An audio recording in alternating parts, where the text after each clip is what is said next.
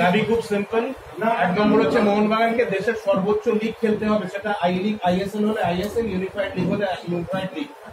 2 নম্বর হচ্ছে immediately মোহনবাগানে investor নিয়ে আসতে হবে।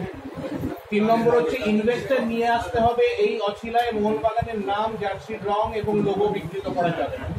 মোহনবাগান ক্লাবের পরিকাঠামো উন্নত করতে হবে এবং in a time bound manner, অনন্তকাল ধরে চলতে পারে না, should B A finite process. এবং 5 নম্বর হচ্ছে সদস্য সমর্থকদের উপযুক্ত গুরুত্ব এবং সম্মান। মানে আপনারা এটিকে মোহনবাগানটা কখনোই চাইছিল না, কখনোই চাই না। সব এটিকে বিটিকে সিটিকে কিচ্ছু চাই না। কোনো ব্যবসায়িক প্রতিষ্ঠান আসুক, মোস্ট ওয়েলকাম। একটা ব্যাপার এখানে একটু ক্লিয়ার করে এটিকে কি করে ইনভেস্টর এটা ফুটবল টিম একটা কর্পোরেট হাউস ইনভেস্টর হয়ে আসে, যেমন ম্যাকডোনাল্ড মোহনবাগান ছিল, কোয়েস বেঙ্গল আছে, এগুলো কিন্তু ফুটবল টিম। এটিকে তো একটা ফুটবল টিম। আমাদের আরপিজি হতে পারে, সিএসসি মোহনবাগান হতে পারে, তাতে আমাদের কোনো অসুবিধা নেই। এটিকে আমরা মানছি। নেক্সট পদক্ষেপ আমরা অপেক্ষা করবো ক্লাব কর্তারা কিভাবে রেসপন্স করে আমাদের ফেস থেকে, তারপরে আমরা আলোচনা করবো। রেসপন্স না পাই অবশ্যই আমাদের আরো বৃহত্তর আন্দোলনের কথা ভাবতে হবে। আমরা আপনাদের অবশ্যই জানাবো। আপনাদের সাহায্য প্রার্থী, আপনাদের জন্যই আজকে আমরা এখানে আসতে পারছি।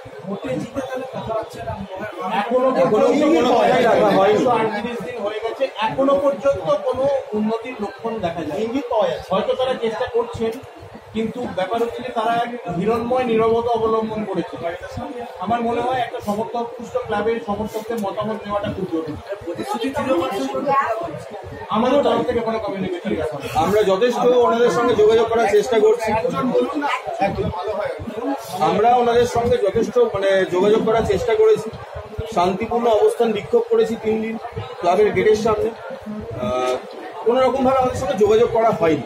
তাদেরকে আমরা মেলও করেছি, মেলের উত্তর হয়তো উনি দিয়েছেন, কিন্তু সেটাতে আমরা সন্তুষ্ট নই। আমরা চাইছি ওনারা আমাদের সঙ্গে কথা বলুক, দরকার হলে আমাদের ডাকুক, 5 জন কি 10 জনের একটা নির্বাচন সদস্য একটা করা হোক, কমিটি করা হোক। আমরা সেই কমিটির হয়ে আমরা যেতে পারি, তাদের সঙ্গে আলোচনা করতে পারি। এবং যেটা সমান গুরুত্ব দিয়ে বলতে চাইছি, আমরা কিন্তু কোনো ব্যক্তিগত আক্রমণ বা কিছু মার্জিত ভাষার অপব্যবহার এগুলো কিন্তু আমরা করবো না। এই দায়িত্ব আমরা তাদের পাশে দাঁড়াতে, আমাদের পাশে দাঁড়াতে আমরা কিন্তু এই দায়িত্বটা আমরা নিচ্ছি যে তাদের কোনো ব্যক্তিগত আক্রমণ, গুরুত্বপূর্ণ কথা কোনো কিছু ব্যবহার আপনাদের আপত্তি কেন সেটা বলবেন। এটি সেটা সম্মতি বা থাকবে, বললাম তো পুরোটা ব্যাখ্যা করলাম। আপনি যদি হঠাৎ করে বলেন এটিকে একজন দুজন আইএসএল দেখেন, তাদের থেকে শুনেছি কমেন্ট্রিতে বলে Kolkata. Kolkata A stands for Kolkata, what for A and এটিকের ফুল ফর্ম কি, এটিকের পুরো নামটা কি? ক্লাবটা তো নিজস্ব কোনো নামই নেই। মালিক তিনি নিজে তার টিমের পুরো নাম জানেন, সেই টিমের সঙ্গে মোহনবাগানের কি করে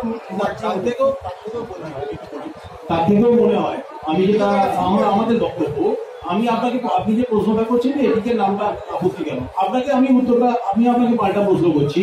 আমি বিদেশি ফুটবলের নিরিখে আমি কথাটা উত্তর দিচ্ছি। আজকে যদি ফুলহ্যাম ম্যানচেস্টারে টেক ওভার করেন, ফুলহ্যামের মালিক, এবং নামটা যদি জুড়ে দেয় ফুলহ্যাম ম্যানচেস্টার ইউনাইটেড, আপনি কি মেনে নিতে প্রস্তুত? তারা কি মেনে নিতে প্রস্তুত? যে কারণে আমরা মানছি না, তারা মানবে না, আমরা সেই কারণে মানছি। এবং আমরা সিএসসি মোহনবাগান মানতে প্রস্তুত, আর পিজি মোহনবাগান মানতে প্রস্তুত, বা নট এটিকে মোহনবাগান। দুটো ক্লাব যদিও একটা ডিসক্লেমার দেওয়া উচিত, এখানে এই যে বারবার গোয়েঙ্কা গ্রুপের কোম্পানিগুলোর নাম চলে আসছে, এর কোনো অফিসিয়াল কনফার্মেশন কিন্তু ক্লাবের তরফ থেকে দেওয়া হয়নি। এর জন্য আপনাদের ধন্যবাদ প্রাপ্য, আপনারাই আমাদের এই ফিডব্যাক দিয়েছেন। সুতরাং on the basis of your feedback we are making N opinion. এবং আমরা মনে করি মোহনবাগানের সেই যোগ্যতা আছে, অনেক উঁচু মানের আরো বড় লেভেলের স্পন্সর এনে, ইনভেস্টার এনে মোহনবাগান আইএসএল নিজের যোগ্যতায় খেলবে, নিজের সম্মান।